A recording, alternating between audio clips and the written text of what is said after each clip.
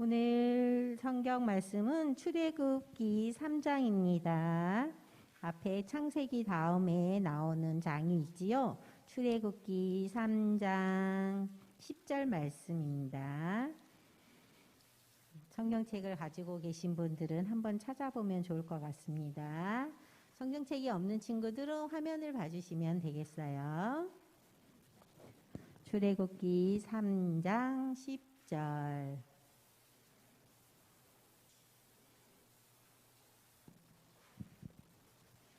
창세기 다음에 출애굽기.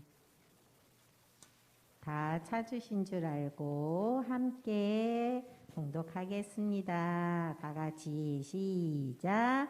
이에 모세가 이르되, 아닌가? 10절이죠? 죄송해요. 자, 이제 시작. 이제 내가 너를 바로에게 보내어 너에게 내 백성 이스라엘 자손을 애굽에서 인도하여 내게 하리라. 아멘. 구원을 약속하신 하나님 말씀을 가지고 전도사님 말씀 전해 주시겠습니다. 네, 감사합니다. 자, 오늘 우리 오후에 어디 가요? 오늘 성은교회 가서 뭐예요? 합창하고 올 거예요. 자, 씩씩하게 우리가 자랑스러운 반석교회 아동부입니다 라고 우리 많은 친구들에게 또 어른들에게 우리 잘 보여주고 왔으면 좋겠어요. 자, 우리 그런 의미에서 화이팅 한번 해볼까요? 자, 우리 손을 들고 화이팅 한번 해볼까요? 자, 화이팅! 화이팅! 그냥 여기서만 그러고 가서는 안 그럴 거라고 간절히 믿고 있어요. 자, 오늘은 하나님이 우리를 구원의 문으로 또 구원의 길로 이렇게 초대해 주셨다는 그런 말씀을 한번 들어보도록 할게요. 넘겨주세요.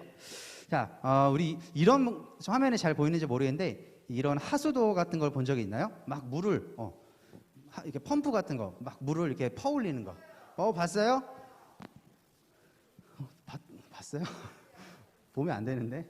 자, 이게 뭐냐면 펌프를 사용해서 땅속에서 이렇게 물을 끌어올리는 그러한 거라고 해요. 자, 근데 펌프질만 열심히 한다고 물이 막 콸콸콸 솟아오를까요? 아니면 다른 것들이 더 필요할까요? 다른 거가 더 필요하겠죠. 자, 뭐가 필요할까요? 자, 마중물이라고 하는 거예요. 어디서 들렸는지 모르겠는데 마중물이라고 하는 게 있어요. 나도 알고 있어. 자, 마중물이 뭐냐면은 이 물이 밑에서부터 끌어올릴 수 있게 하는 기초적인 작업이라고 할 수가 있어요.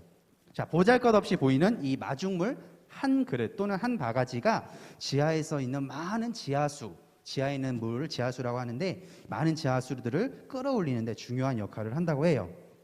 오늘도 사소하지만 힘이 없고 연약하지만 한 사람의 존재로 인해서 많은 사람들의 생명이 구원된 이 마중물의 역할을 한 사람에 대해 이야기를 할 거예요. 그 사람이 누구인지, 그가 마중물이라고 하는 그 역할을 했을 때 무슨 역할을 했길래 그렇게 불리우는지를 우리 말씀을 통해 한번 알아보도록 할게요. 네, 다음 아브라함 얘기를 잠깐 하고 넘어가야 될 것 같아요. 아브라함에게 하나님께서 많은 자손들을 주겠다고 약속하셨고 하늘에 있는 뭐와 같은 자손들을 주겠다고 약속하셨을까요? 하늘의 별, 그리고 바닷가의 모래, 하늘의 별과 바닷가의 모래처럼 많은 자손들을 아브라함이라는 사람에게 주겠다고 약속을 하셨어요. 이 약속의 말씀을 주셨지요. 자, 아브라함에게 주신 이 약속의 말씀이 아브라함에서만 끝났냐? 아니죠. 그의 아들 누구죠? 아브라함의 아들 누구예요? 이삭. 그리고 이삭의 아들 또 누구예요? 야곱.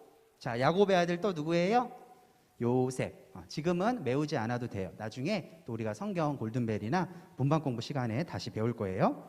자, 그림에서 보이는 이 4명의 믿음의 조상들을 통해서 하나님의 약속, 곧 하나님께서 백성을 선택하셔서 그 백성을 통해 이 땅의 많은 사람들을 구원하시겠다고 하시는 구원의 약속이 4명의 인물을 통해서 이루어지게 되었어요. 자, 아브라함에게 주신 이 약속의 말씀, 이삭, 야곱, 요셉에게까지 이어졌다는 거예요. 그런데 이 약속이 바로바로 이루어지면 너무나도 좋겠지만 그렇지 못했어요. 자, 요셉이 죽은 후에 400년이라는 시간이 흘렀어요. 몇 년이 흘렀다고요? 400년.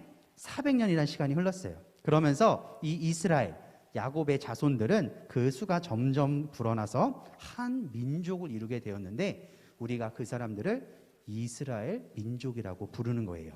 아브라함, 이삭, 야곱, 요셉의 자손들을 우리는 이스라엘 자손이라고 부르기로 약속해요.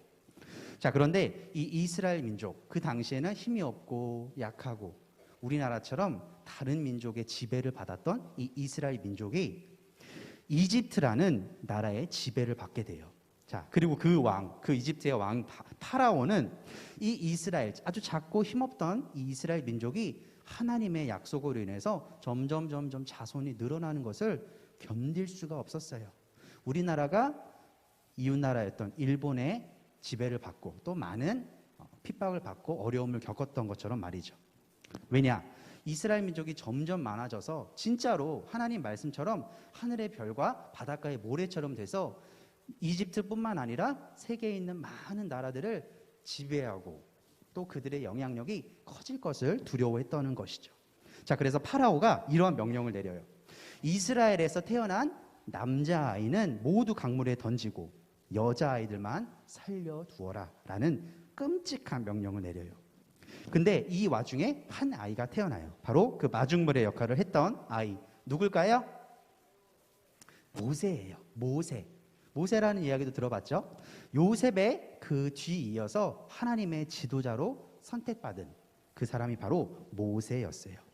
자, 이 모세를 살리기 위해 갈대 상자를 만들어서 그곳에 이 아이를 눕힙니다. 왜? 파라오의 명령을 피하기 위해서. 그 아이를 살려서 이스라엘 민족의 지도자로서 키우시기 위한 바로 하나님의 구원의 약속 때문이었지요. 자, 이집트에서 이 모세는 자라나게 되었어요. 너무나 다행히도 이집트의 딸이 이 모세를 발견해서 그 파라오 딸이 모세를 발견했고 이 모세를 자기의 아들로 양자로 삼아서 이집트 사람으로 키우게 돼요. 자, 이집트의 왕자로 자란 모세, 장성한 어른이 되었어요. 그리고 어느 날 자신과 똑같은 이스라엘 민족이 이집트 사람에게 학대당하고 괴롭힘을 당하는 그러한 장면을 보게 돼요. 그리고 그 이스라엘 민족을 구원하려다가 안타깝게도 그 이집트 사람을 죽이게 돼요. 그리고 이집트를 떠나 사막으로 많은 시간을 그는 도망치게 됩니다. 40년 동안 이집트의 왕자로 살다가 하루아침에 그는 도망자가 되어버리고 말았어요. 그 사막에서 그는 양을 치는 목자였고 또 평범한 인생을 살게 되죠. 무려 40년 동안.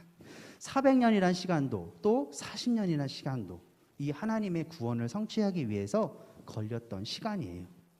그러나 하나님이 그 약속, 구원의 약속을 잃어버리셨을까요? 잊어버리지 않으셨을까요? 잊어버리지 않으시고 끝까지 기억하셨어요. 자, 모세가 이제 호렙산으로 향하게 돼요. 그리고 멀리 불이 탄 나무가 있는데 또 그 안에서는 불이 타지 않는 떨기나무를 보게 돼요. 모세가 무슨 일인지 궁금해서 그 나무로 다가가는 그 와중에 하나님의 음성이 들립니다. 모세야, 이리 가까이 오거라. 내가 선 곳은 거룩한 땅이니 너는 신을 벗어라. 그러면서 하나님이 이 말씀을 하세요. 나는 너의 조상 아브라함, 이삭, 야곱, 요셉의 하나님이다.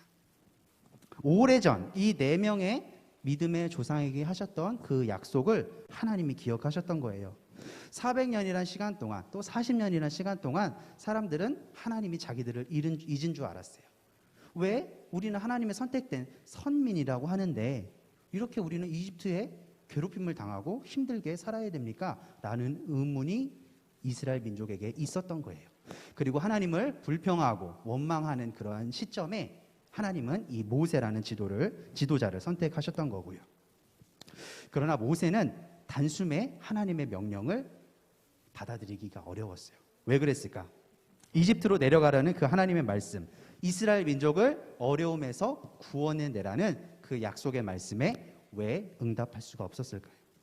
모세는 스스로 나약하고 유약한, 어쩌면 한 그릇밖에 안 되는 그런 마중물에 해당한 그런 사람이라고 여겼기 때문이에요. 그러나 이러한 마중물과 같은 모세에게 하나님이 약속하세요. 내가 반드시 너와 함께 있을 것이다. 그래서 너희가 이집트 땅을 벗어나 내가 약속했던 그 이스라엘 땅으로 돌아가게 될 것이다 라는 그런 분명한 말씀이었죠. 이러한 하나님의 놀라운 구원의 약속을 이루는 마중물로서 모세가 쓰임을 받게 되었던 거예요. 자, 넘겨주세요. 자, 우리 친구들, 도망자로 모세는 살았고 또 작고 연약한 이스라엘 민족의 한 사람으로 태어나 모진 핍박과 학대 또 괴롭힘을 당하면서 힘들게 살았어요. 그러한 힘든 상황 가운데서도 하나님이 모세를 기억하셨다 못하셨다? 기억하셨다. 모세를 기억하신 하나님, 오늘 이 자리에 있는 우리도 꼭 기억해 주실 거라고 전도사님은 굳게 믿고 있어요. 어른들이 보기에 또 주변 사람들이 보기에 우리는 작고 연약해 보이는 사람들일지라도 하나님 그런 것과 상관없이 언젠가 우리를 이 마중물처럼 사용할 거라고 굳게 믿습니다. 나는 너무 어려. 나는 너무 힘이 없어. 나는 이래서 안 돼. 나는 저래서 안 돼. 우리 엄마 아빠는 이래. 내 친구들은 이래. 끊임없이 우리를 약한 존재로서 볼 수밖에 없게끔 우리를 그렇게 만들지라도 하나님이 우리를 부르시고 또 그 연약한 존재일지라도 우리를 반드시 들어 쓰실 거라는 거. 오늘도 우리가 찬양할 수 있는 거, 오늘도 우리가 율동할 수 있는 거 모두 하나님의 약속이 있기 때문이에요. 곧 내가 너희들과 함께 있을 것이다. 이 하나님의 보호와 약속을 꼭 믿고 언제 어디서든 씩씩하고 우리 자신감 있게 살아가는 아동부 모든 친구들 되었으면 좋겠습니다. 아멘. 네. 티셔츠에 뭐라고 써 있는지 알아요? 그게 무슨 뜻이에요? 무슨 뜻인지도 모르는데? 맞아요. 신의 갑옷, 하나님의 전신갑주. 우리가 하나님의 보호, 하나님의 그 방패를, 갑주를 입고 있다는 것이에요. 언제나 말씀으로 또 구원의 약속으로 우리와 함께 해주신 하나님께 감사하면서 항상 우리 씩씩하게 살아가면 좋겠습니다. 이 말씀을 꼭 기억하면서 마중물처럼 우리도 모세처럼 귀하게 쓰임받기를 원해요. 그래서 언젠가 많은 사람들처럼 아브라함, 이삭, 야곱, 요셉의 자손이라고 우리가 스스로 하나님께 인정받고 또 주변 사람들에게도 인정받았으면 좋겠습니다. 자, 기도할게요. 눈 감고 우리 두 손 모으고 잠깐 기도하겠습니다. 자, 기도할게요. 하나님 감사합니다. 우리도 언젠가 그 믿음의 4명의 선배들처럼 또 우리 모세처럼 하나님의 일꾼으로서 하나님 나라의 귀한 지도자로서 쓰임받을 수 있도록 도와주세요. 지금 우리는 비록 한 그릇의 물처럼 아주 보잘것없고 연약한 존재일지라도 그 물이 지하에 있는 많은 물들을 끌어오는 것처럼 귀한 마중물로서 우리 하나님 앞에 쓰임받게 도와주시옵소서. 이스라엘 민족을 구원해냈던 모세와 같이 우리도 지혜롭고 씩씩한 인물들로서 하나님의 자녀로서 쓰임받을 수 있게 하여 주시고, 지금 우리가 부모님으로부터 또 선생님과 많은 우리 어른들로부터 받는 귀한 이 믿음의 가르침들을 꼭 마음속에 기억하여서 우리가 힘들고 어려울 때마다 하나씩 꺼내어 보서 또 그것을 하나님의 전신갑주로 우리가 잘 사용할 수 있도록 지혜를 더하여 주시옵소서. 많은 어른들이 우리 아이들에게 큰 기대와 소망을 갖고 있습니다. 이 어린이들이 언젠가 이 나라 곳곳에 퍼져나가 또 이 교회와 또 하나님 나라의 일꾼으로서 쓰임받을 날들을 우리는 고대하고 또 목도하기를 소망합니다. 언젠가 하나님, 우리가 하나님 나라의 자녀로서 꼭 쓰임받을 수 있도록 도와주셔서 부모님에게 기쁨, 또 하나님 나라의 영광, 또 교회에는 귀한 기둥들로서 잘 쓰임받을 수 있도록 한 명 한 명 붙들어 주시옵소서.